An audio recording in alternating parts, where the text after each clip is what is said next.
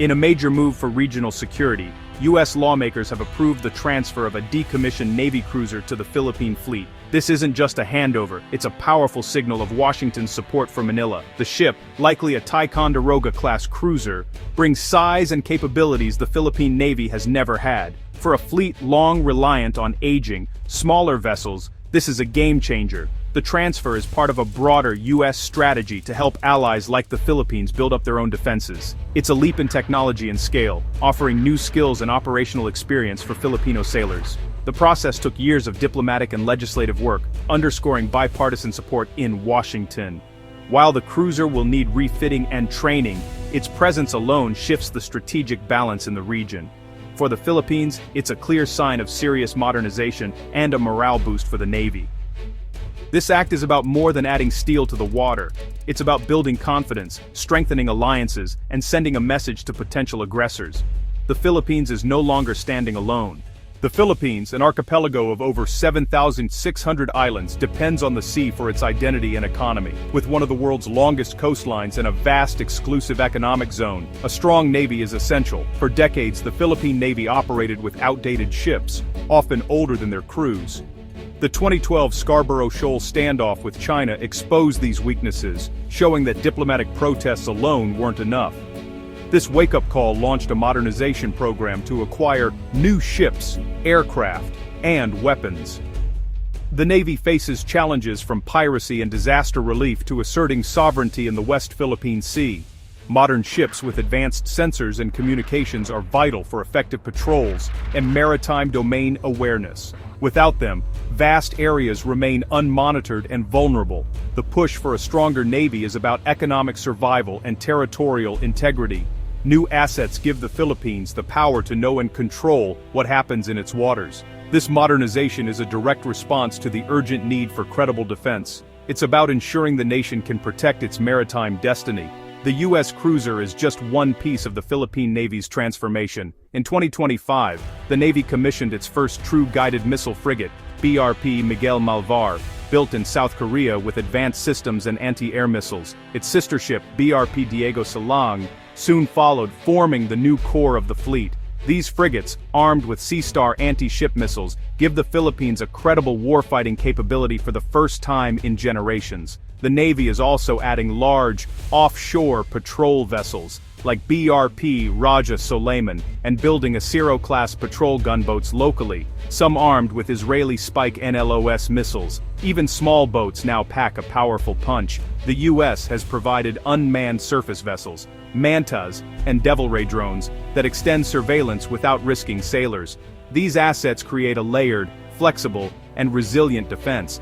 The modernization isn't just about big ships, it's about a diverse mix of platforms, from frigates to drones. Together, they give the Navy new reach and deterrence. The Philippine fleet is now more capable than ever before. The South China Sea is a flashpoint, with China's sweeping claims overlapping the Philippines' own waters. China has built artificial islands and deployed Coast Guard and militia vessels, using aggressive tactics to intimidate neighbors. For the Philippines, these tensions are daily reality. Fishermen are harassed, and Navy ships are shadowed by larger Chinese vessels. Recent encounters, like the harassment of a Philippine patrol ship near Scarborough Shoal, highlight the constant risk of escalation. China's use of gray zone tactics, coercion just short of war, makes response difficult. The Philippines isn't trying to match China ship for ship, but to build a credible deterrent. A stronger Navy can assert presence, document illegal activities, and protect maritime rights. The goal: raise the cost of aggression and ensure the Philippines can stand its ground. In these troubled waters, a modern fleet is the nation's best defense. New ships and systems are transforming the Philippine Navy's operational power. Frigates like BRP Miguel Malvar and BRP Diego Salang can now form protective surface action groups, escorting missions and deterring harassment. The proposed addition of Japanese destroyers and the U.S. cruiser will add mass and endurance, expanding the Navy's reach. Even if transferred ships arrive unarmed, they can be refitted for Philippine needs. Locally built Acero-class missile boats, armed with Spike NLOS missiles, offer asymmetric defense, small, fast, and deadly to larger warships. Deploying these boats across the archipelago creates a porcupine defense, making any hostile approach risky. Unmanned surface vessels add surveillance, creating a potent defensive network. These upgrades give the Philippines more options than just diplomatic protests. With a stronger navy, the country can defend its territory, protect resources, and negotiate from a position of strength. U.S. support, through ship transfers and advanced systems, bolsters both capability and confidence. The Philippines now has the tools and alliances to stand up for its rights. The Philippines' naval upgrades are part of a growing strategic partnership with the US and Japan. Together, these three democracies are responding to China's assertiveness by deepening defense, economic, and diplomatic ties. Ship transfers are just the start. Joint exercises, intelligence sharing, and coordinated policies are strengthening the alliance. The US provides advanced technology, training, and a security guarantee. Japan, now more proactive, is offering destroyers, surveillance aircraft, and radars, sharing the Philippines' concerns over freedom of navigation. The Philippines, at the region's front line, is becoming a more capable partner. This trilateral cooperation creates a powerful synergy, ensuring a free and open Indo-Pacific. The message is clear: unilateral attempts to change the status quo will meet a coordinated response. Together, these nations are building stability and deterring aggression.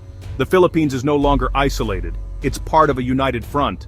The Philippine Navy's rapid modernization marks a turning point. Once among Southeast Asia's weakest, it's now on course to become a credible maritime power. New ships and partnerships are fostering a mindset focused on defending maritime territory and sovereignty.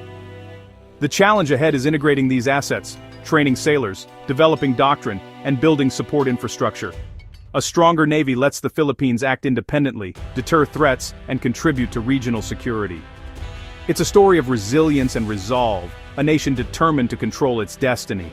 These new ships are more than war machines, they're symbols of sovereignty and hope. As they patrol the archipelago, they carry the nation's aspirations for security, prosperity, and peace.